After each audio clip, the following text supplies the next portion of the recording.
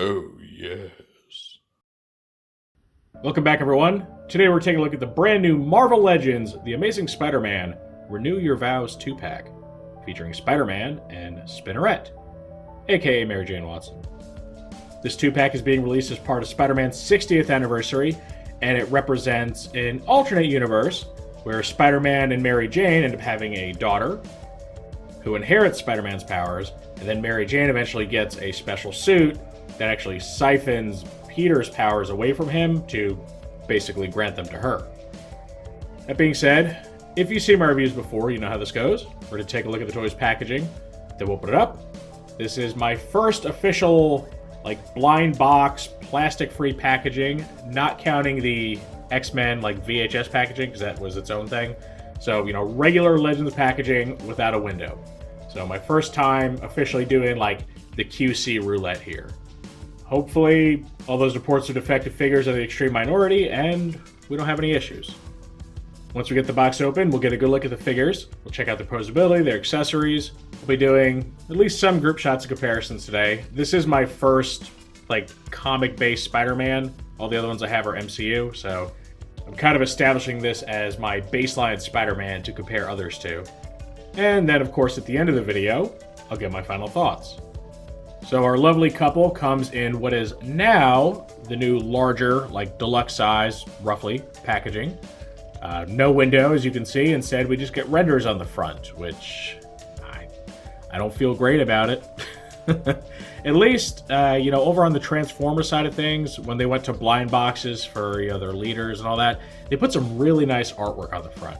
Here we get renders. Now, we do get some really faded artwork in the background, which is really just taken from the side panel. We'll see here in a minute. But it doesn't feel the same. I don't want to see renders of the toys on the front. I want to either see the toys, or if I can't, it should be because there's great artwork. Because looking at the renders isn't going to tell me anything. It's not going to let me know if the toys are actually any good or not. So if I can't see what's inside, there should at least be, some really visually striking artwork here. Anyway, so we see right here it says The Amazing Spider-Man Renew Your Vows, which was the name of the story arc that involved these two. If we look up here on the top, we can see the Spider-Man 60 Amazing Years logo, which is going to be on pretty much every Spider-Man release this year. On this side, we just get some static renders of the toys, and then on this side, this is our artwork, and it's the only artwork. So, we were getting artwork on both sides of the box and then a full spread on the back. Now this is what you get. You get it on this side. That's it. So it is nice artwork. Looks like it was pulled directly from the comics.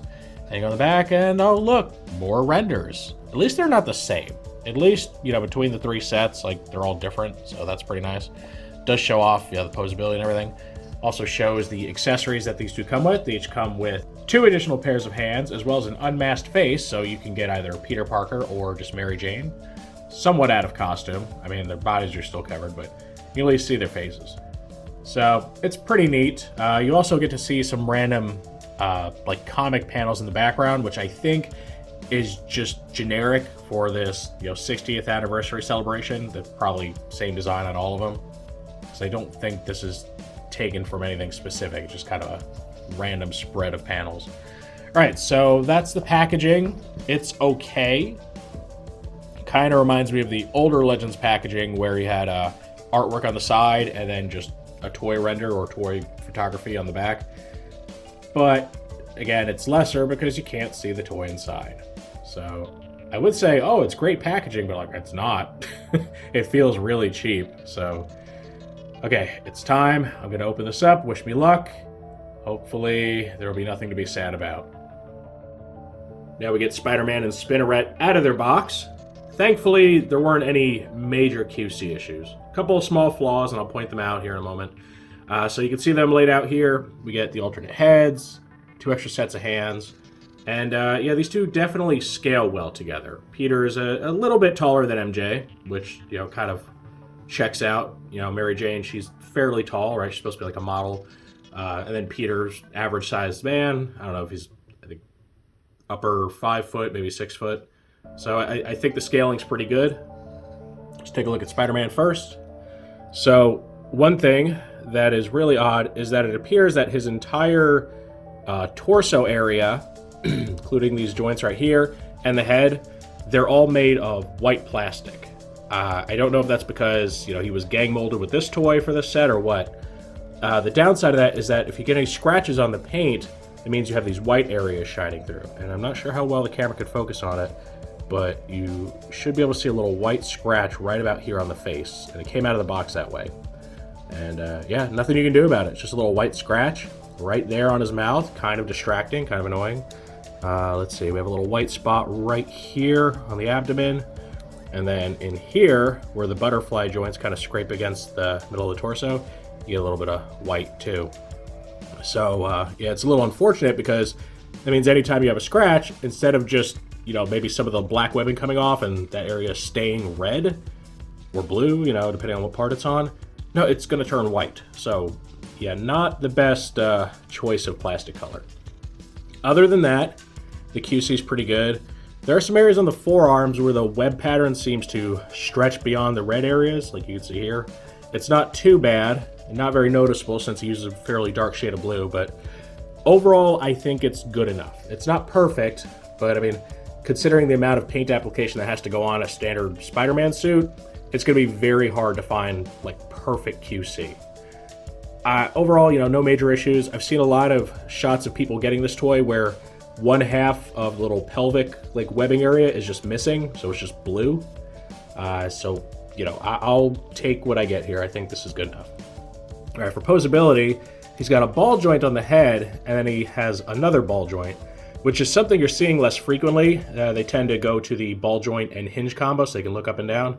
This one, they do it a little differently, and there's a bit of a gap in the neck, so I guess he can look further up, tilt the head back further. And, there's enough clearance where he can look down, too, so it functionally is about the same. He's got his universal shoulders that are ratcheted. He's got the butterfly joints in the pecs, bicep swivel, double bend elbows, universal wrists.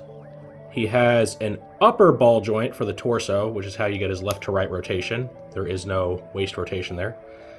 And then he has an ab crunch on top of that, so very posable. In fact, look, he can break his back. Doesn't look fun. All right, he's got universal hips, thigh swivel, double bend knees. He's got a boot swivel, ankle rock and rotation, and then awesomely, he's got a hinge in the toes, which means you get all sorts of cool Spidey poses out of him. Something that just not enough Spider-Man figures include. Now, one oddity about this toy, I don't know if it's intentional or not, but you can kind of pull the legs down. See that there almost kind of dislocates, and it seems that the joint is almost like a gear or so. You can definitely see some beveling in there, where you can kind of stretch the leg down. I don't know if that's just an unintentional thing or if that's meant to just give him a little bit more posability. I don't know, it's a little weird because when I first got him, one leg was kind of pulled down like this and I thought I had a defective copy, but it easily just pushes right back up in there, so not too worried about it. So yeah, overall, Spidey looks good. Very, very small, just tiny little QC issues, so I'll call that a pass. And now we get to Spinneret. Take a look at her. Her head is on your standard ball joint and hinge combo, so that means she could look way down, she can look way up. Her head does sit a little high on the neck, which is something you see a lot in female figures, so it does look a little unnatural, kind of disjointed. She's got the universal shoulders, she has a bicep swivel, double bend elbows. This combination is very rare on female figures. Universal wrists. She's got the upper ball joint too, which is how she gets her major middle rotation. Universal hips, thigh swivel, double bend knees, and your ankle rock and rotation. No toe hinge on her, unfortunately. She uses just kind of a standard female boot part. But she does look good. She has, I think there was one area, where was it? Oh, right here. Little bit of, tiny amount of smudging on the white webbing right there. Other than that though, she's pretty near flawless.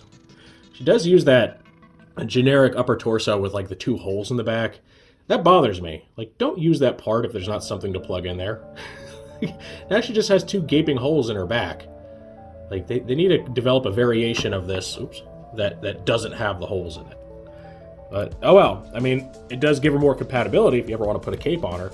But I don't think most people are going to do that, so really it just leaves her with giant holes in her back. Not a fan of that approach. All All right, so you can see both figures came out pretty solid. Let's go ahead and swap some parts around now. You can see that as far as their stock hands go, they're pretty much a mirror of each other. They got one closed fist and one what they call a thwipping hand, right? Like the web shooting hand. Thwipping. Thwip it good. But, you know, they're mirrored from each other, so they have them on opposite sides. So let's go ahead. I'm not going to try on every hand, because you already kind of see what they look like here. So that's what, you know, a thwipping hand and a fist looks like on Spidey. Let's go ahead and switch them to the open hands. So you can see how those look on him. All right. So, wow, you're surprised, bro. All right, so those look pretty good. Good paint apps. You seem to be missing apps on the knuckles. Is that supposed to be missing? I guess it is, right? Because there's no webbing going across the knuckles there either. Interesting. I don't know if that's intentional or not. All right, so, you know, the open hands look good. Let's go ahead and swap to the unmasked Peter head. This one seems to be very popular. I've seen a lot of people in the Facebook group I'm in that are using this head either on this body or on like other Spider-Man bodies. It's a very suave, confident-looking Peter Parker. You know, kind of a contrast to the younger, nerdier, less sure of himself version. Because remember, in this particular storyline, Peter and MJ, they're grown adults. I know the popular thing to do, especially on like on-screen portrayals of Spider-Man, is to go back to the high school years. You know, where he's the big nerd in high school and Flash Thompson's picking on him and all that. But you also got to remember that throughout the entire like 616 run of Spider-Man's history in the comics, the high school portion makes up like a tiny fraction of his total story. He's been an adult for a long time now. And I think some people that, don't read the comics, they're not used to that. They expect to see Spider-Man as, a young man or a teenager, which is why like all of his different movie universes start out in high school. Not that there's anything wrong with the high school arc, but it ignores so much of Peter and MJ's history as grown adults struggling with balancing their superhero life and adult life. So it's kind of refreshing to just see a grown-up Peter Parker. Like, not a kid, not a college, teen or 20-something, but like just a grown Peter Parker. He has a child of his own. He's a little more mature. He's seen some things, and I do like that. I think it's pretty cool. All right, going to Spinneret now. You can see, that's her closed fist. That's her thwipping hand.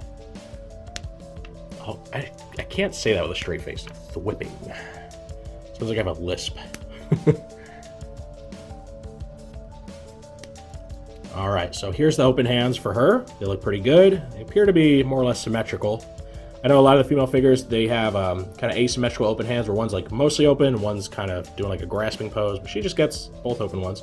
She'll be good for wall crawling. Probably why she has these, right? She can climb up walls and stuff. All right, and then let's go ahead and swap her head around from Spinneret to plain old Mary Jane Watson. Now this one, it's nice. It's a good head sculpt. It looks a little plain to me. Lacks definitely the thrill-seeking personality look of the Spinneret head. In fact, I think this might be the same head sculpt that comes with the retro Gwen Stacy, the one that you can swap the head out to make her Mary Jane, just like a generic schoolgirl outfit. I think this is the same one. I could be wrong because I don't have it in hand, but it looks like it. It's a nice head sculpt. The hair really doesn't work against the body because the body, it just kind of comes down at such a vertical that the hair is just floating. It doesn't rest like on the front of her chest or on her back. So I don't think it works as well for this body type as, this one. It does at least help cover up the disconnect between the neck and the head a little. It's okay. I don't think it's as good as the Peter head. Again, it lacks personality. It's just a very stoic expression. Nothing special about it other than just MJ's signature red hair. But I think the new Peter head wins out by far. It's just so interesting looking, and even the paint I find to be a little more realistic and appealing. There's almost like a subtle graying quality to the hair. I don't think it's supposed to be graying yet, but it just, adds some realism to it. It's not a bright, solid color like this hair is. But they're both pretty decent, and overall I think the figures are quite good.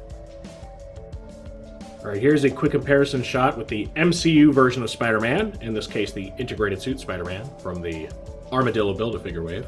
Now I don't have any other comic Spider-Man to show off yet because I haven't done any reviews on them yet. This is the first one I've reviewed, and I kind of did that on purpose because I want, to have a regular Spider-Man as my baseline to compare others to. And this is the first regular Spider-Man I have because I'm not going to pay aftermarket prices for that retro one. It's not happening.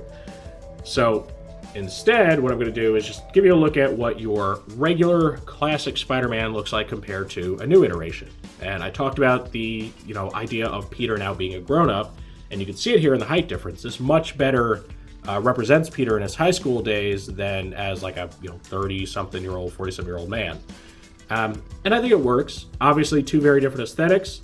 MCU figures tend to be much heavier in the sculpted detail, and their designs tend to be a lot more intricate because they need to not look silly or cartoonish on, a live-action movie set. Whereas this guy, he is your pure comic book Spider-Man with the drawn-on lines and everything, very smooth surfaces. So it is an interesting comparison, and they both represent just different tastes, different aesthetics for Spider-Man. If you like, your brighter colors, your more cartoony, simplified look, you can get a comic-based figure like this. If you're looking for something with a little more realism to it, you can always collect the MCU versions. So there's a little bit in here for everybody. Now, to do a comparison for Mary Jane, I brought out another figure from the Armadillo Build-A-Figure wave. However, this one is a comic-inspired character. Now, I don't have another MJ to compare this one to. She is my first. But I wanted to bring Shriek out here to show off the comparison in the body type. So, you can see Mary Jane, like Spider-Man, uses, pinless arms and legs, has the double joints in them and everything, and that is a big improvement over most female bucks. A lot of the time, the female arms, they have no bicep swivel. Instead, they have a single bend elbow that swivels, something very similar to like a He-Man Origins toy, or Motu Origins. So this, I think, is a huge improvement. Plus, like I said, no pins, so it looks better. But you can tell if you look at these two closely that almost their entire bodies are the same buck. The hands are differently sculpted, but everything from like the lower torso down, then on the arms, it's all the same. The upper torso is actually different, and it's very subtly different from the front. Kind of similar, but you can really tell in the way the clothing kind of folds and the different patterns there. Plus, Shriek's stuff's a little more tight around the chest, if you know what I mean? A little more cleavage there. The thing that makes it really obvious, though, is when you turn them around, because Shriek, as you can see, has no holes in her back. So that's like your dead giveaway that these aren't the same piece. And it's kind of a shame. I wish they would have used the Shriek upper torso from MJ just because it doesn't have the holes. Like, maybe it puts the, chest area a little tight around her lady curves, but it's just much more complete looking because you don't have these random holes in the toy. So I wish they would have used, this or something like it, but alas, they didn't. Everything else is the same. The only difference on the other parts are just random accessories tossed on, like a belt or, leg cuffs or boot cuffs. And I'm okay with this because I think Shriek utilizes one of the best female bucks we've ever seen. And I do hope to see more female characters follow suit with either these parts or something similar because she's very complete looking. She doesn't have pins. She has great articulation. It just works really, really well. And that actually reminds me of a recent minor controversy that stirred up with the new animated series Mystique that just got revealed by Pulse, like the X-Men, 90s cartoon version. The renders of that toy show Mystique utilizing arms either identical to or similar to these, with all the different articulation and everything. But then the actual photos, the stock photos of the figure, show her utilizing the old style with like the swiveling elbow and all that. And a lot of people aren't crazy about that. They're claiming false advertising and everything. And I'm kind of inclined to agree. If this ends up being the case and the stock photos aren't just outdated and they really did like downgrade her arms for budget reasons or something, that is pretty skeezy. Like, it's one thing if there's a difference, slight difference in like the paint layout or something like that. But if they went and swapped her out for cheaper arms, I can see that being very dissatisfying. Plus, those old arms, they're very scrawny looking, and they don't really fit a physically able character like Mystique. Like, she should have some sort of meat going on there in the bicep and tricep region, and those old arms just don't have that. And this completes our look at the new Marvel Legends Renew Your Vows Spider-Man and Spinneret 2-pack. I think this is a fantastic set. Spinneret is a first-time character for Legends. She's a rather obscure character because she's from an alternate universe run of Spider-Man. And the Spidey figure is just it's phenomenal, right? It is a standard Spider-Man suit, which of course we got plenty of those in the past, but I think he really just improves on everything. The new buck, the pinless limbs, everything like that, the toe hinge, all that. I think he takes the retro Spider-Man's role as like your quintessential standard Spider-Man, because he works so well. I don't think that means the aftermarket prices on that retro Spidey are going to go down much, because for some reason people are like determined to make $200 off of that generic Spider-Man figure. But if you don't have that one and you really don't feel like paying like insane markups for it, this guy can easily take his place. I think he does everything that toy does, but better. The only thing you might prefer in the other one is maybe the smaller eyes. It does have kind of bigger eyes in this portrayal. Other than that, though, I think this is your guy, right? If you just want a standard Spider-Man with tons of articulation, the only thing he's really lacking is webbing, but you could always just, pilfer some of that from another Spider-Man toy.